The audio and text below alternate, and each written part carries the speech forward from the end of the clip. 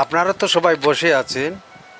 হরিচাঁদ ঠাকুরের একটি বাণী, ছোট একটি বাণী, 2-4 লাইনের ভিতরে একটি বাণী দিয়েছেন। ওই বাণীটি আমার কাছে অত্যন্ত প্রিয়, প্রিয় নয় অত্যন্ত প্রিয়।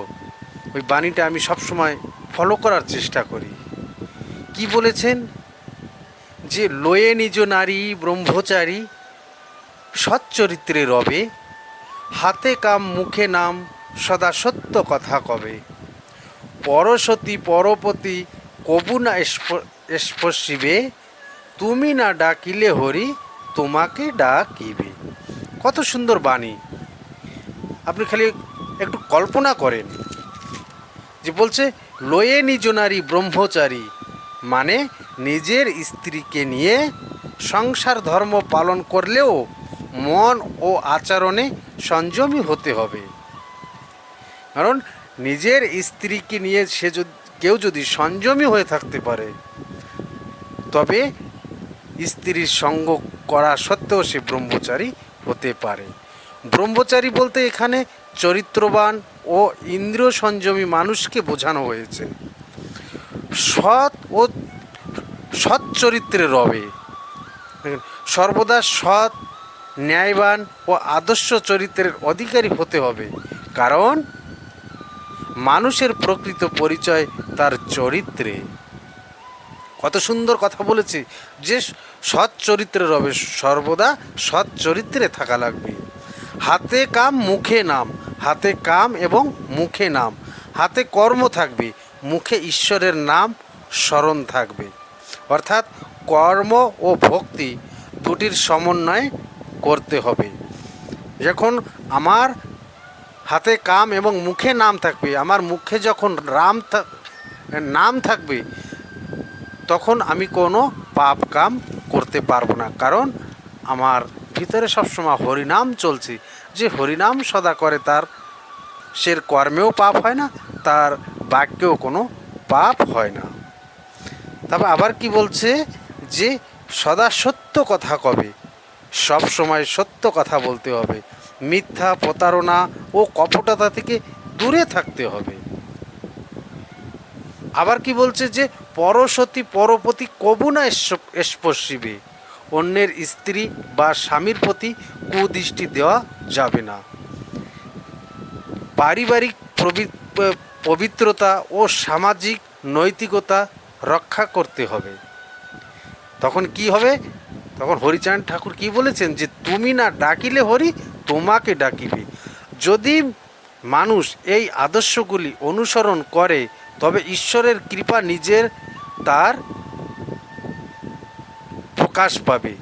ভক্তি ও সততা ও সৎকর্ম মানুষকে ঈশ্বরের নিকটবর্তী করে। যদি আমাদের ভিতরে এই যে কথাগুলো বলেছেন, যে কত সুন্দর বাণীটা, আপনারা একটু চিন্তা করেন যে লয়ে নিজ নারী ব্রহ্মচারী, সচ্চরিত্রে রবে, হাতে কাম মুখে নাম, সদা সত্য কথা কবে। পরসতী পরপতি কবু না স্পর্শিবে, তুমি না ডাকিলে হরি তোমাকে ডাকিবে।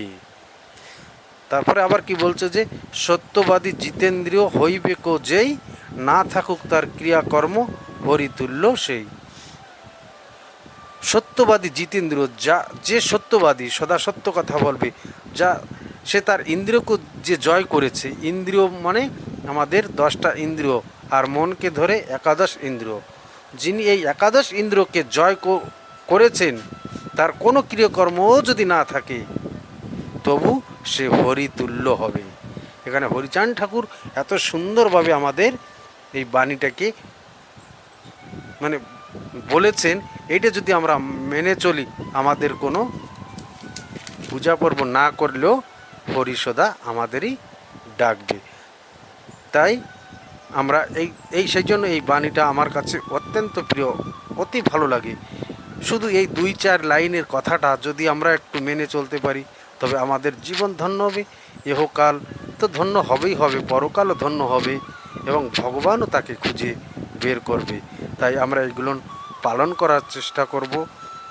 সত্যিকারের যদি ভক্ত হয়ে থাকি, তবে আমরা এইগুলো, এটা একটা ভক্তের চরিত্রের কথাই বলছে। একটা ভক্ত কেমন হওয়া উচিত, যদি সে সত্য সত্যিকারের ভক্ত হয়, যদি সে সত্যিকারের মতু হয়, যদি সে সত্যিকারের বৈষ্ণব হয়, যদি সে সত্যিকারের সৎসঙ্গী হয়, সে যাই হোক না কেন, যদি এই বাণীগুলো, এই বাণীটাকে যদি ফলো করে কেউ চলতে পারে, তার আর কিছু দরকার নাই, তার সাধন ভজন পূজা পার্বণ কিচ্ছুর দরকার নাই, শুধু সে এইভাবেই চলবে। কারণ যার রোগ হয় সেই ডাক্তারের কাছে যায়, যার রোগ না হয় সে ডাক্তারের কাছে তার যাওয়ার কোনো আবশ্যকতা পড়ে না।